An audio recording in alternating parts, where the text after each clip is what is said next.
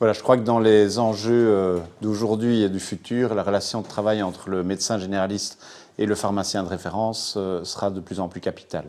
On a aujourd'hui, on met beaucoup de focus sur les patients très compliqués à domicile en perte d'autonomie, où il y a souvent toute une équipe multidisciplinaire autour du patient, mais je pense qu'on ne met pas assez d'attention sur le reste des patients chroniques, donc 95% des gens qui sont totalement autonomes et qui voient deux acteurs de soins de manière systématique. C'est le médecin généraliste qui suit la thérapie, qui prescrit les médicaments,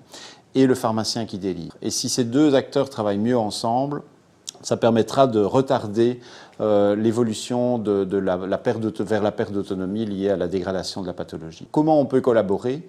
en fait sur justement le suivi de la médication. Et donc le pharmacien qui délivre peut aider à l'adhésion thérapeutique, peut aider à bien réexpliquer les messages premiers du médecin généraliste en disant réexpliquer la pathologie et l'intérêt du traitement prescrit, et veille aussi aux problèmes d'interaction qui n'auraient pas été décelés. Le rôle du pharmacien de référence, c'est sans doute de veiller à la bonne utilisation des médicaments au travers du schéma de médication, en expliquant clairement les posologies, les moments de prise pour tout médicament prescrit. Et donc je crois que c'est vraiment un travail de collaboration interdisciplinaire majeure entre ces deux acteurs qui peut être étendu à d'autres lorsque le patient a une complexité dans sa pathologie, où il y a des infirmiers qui interviennent, etc.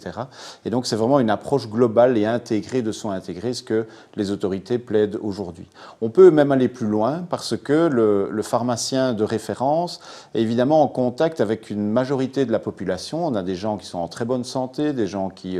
ont la quarantaine, la cinquantaine, qui n'ont pas de médecin généraliste attitré ou qu'ils le voient de manière très sporadique. Et on voit dans pas mal de projets pilotes l'intérêt que les pharmaciens puissent participer notamment à l'aide au dépistage de pathologies chroniques. On sait qu'elles sont en croissance, mais que parfois il y a un retard dans le diagnostic. Et donc si on peut collaborer mieux dans ce contexte-là, ça permet de référer les gens beaucoup plus tôt vers une prise en charge. Et quand je vois par exemple le projet Chronilux dans le Luxembourg, où après un questionnaire de sélection de certains types de patients qui permettent de sélectionner des gens à risque,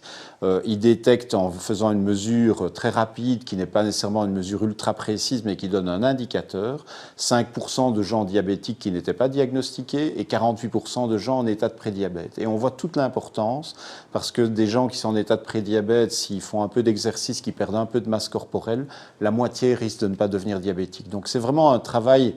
d'interaction intégrée, et je pense qu'on doit de plus en plus le porter, même au niveau politique, parce que ça permet de générer à la fois des économies majeures au niveau des budgets de la sécurité sociale dans une approche collaborative, et aujourd'hui c'est sans doute une réponse aux problématiques vécues